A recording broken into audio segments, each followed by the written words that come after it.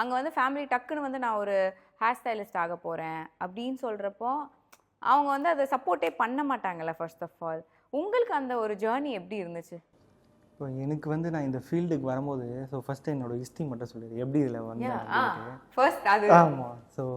நான் ஃபஸ்ட்டு வந்து ஒரு நார்மல் ஒரு மொபைல் ஷாப்பில் தான் அந்த மாதிரி நான் ஒர்க் பண்ணியிருந்தேன். மொபைல் ஷாப் மீன்ஸ் அந்த மொபைல் மேனுஃபேக்சரிங்லாம் இப்போ அந்த கம்பெனியில் ஓகே ஓரளவு கொஞ்சம் சேலரியில் கொஞ்சம் நல்லா தான் ஒர்க் பண்ணிட்டேன். பட் இது வந்து 2017.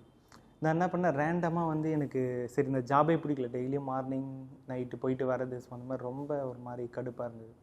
சரி வேறு ஏதாச்சும் டிஃப்ரெண்ட்டாக பண்ணலாம் அப்படின்ட்டு. டிஃப்ரெண்ட்டாக பண்ணலான்னா எனக்கு வந்து மூவிக்கு போகணுன்னு ரொம்ப ஆசை. ஸோ இந்த மாதிரி கூத்துப்பற்ற அந்த மாதிரி ஜாயின் பண்ண அப்படின்னு நான் நிறைய பார்த்து வச்சுருந்தேன். சரி ஓகே இந்த ஜாப் வந்து குவிட் பண்ணலாம் அப்படின்னு ஃப்ரெண்ட்ஸ் கிட்ட வீட்டிலாம் சொல்லும் போது, இதெல்லாம் உனக்கு தேவையில்லாத வேலை, ஒழுங்காக இதே பண்ண. அதுவே நான் ஆல்ரெடி ஒரு 2 இயர்ஸ் அதில் ஒர்க் பண்ணிட்டேன். ஸோ இந்த வேலை உனக்கு ரொம்ப தேவையில்லாத ஒர்க்கு, அவசரப்பட்டு வேறு ஏதாச்சும் போனால் இந்த ஜாபும் விட்டுரு அதுவும் விட்டுரு அப்படின்னாங்க.